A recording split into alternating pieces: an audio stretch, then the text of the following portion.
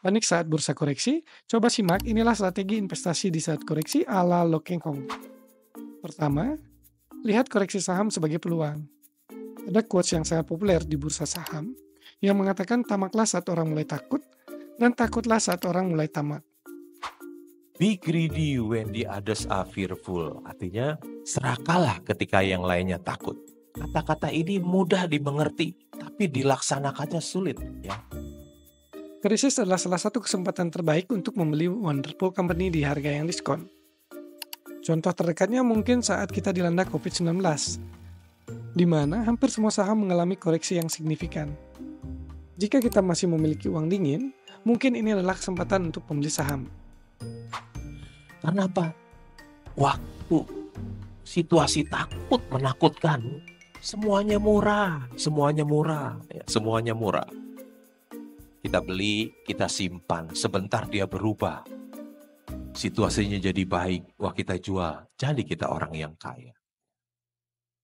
Begitu mudah, tapi melakukannya mungkin nggak gampang. Kita bisa terbalik. Kita membeli ketika yang lainnya serakah. Ketika situasi buruk kita ikut-ikutan menjual, terbalik. Kedua, selalu gunakan uang dingin untuk berinvestasi saham. Meski ini menawarkan kesempatan untuk membeli wonderful company di harga diskon, bukan berarti kita bisa berhutang untuk membeli saham. Pak Lo Keng Hong berani berinvestasi menggunakan hampir semua dana yang dimiliki, asalkan jangan menggunakan hutang. Uang saya boleh 99% dibeliin saham seluruhnya, nggak apa-apa.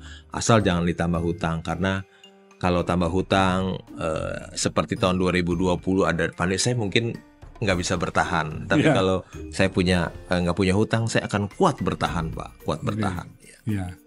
Ingat, bunga utang itu pasti, sedangkan return investasi sulit diprediksi. Jika tidak memiliki uang dingin untuk membeli saham lagi, kamu bisa mempertimbangkan tips ketiga.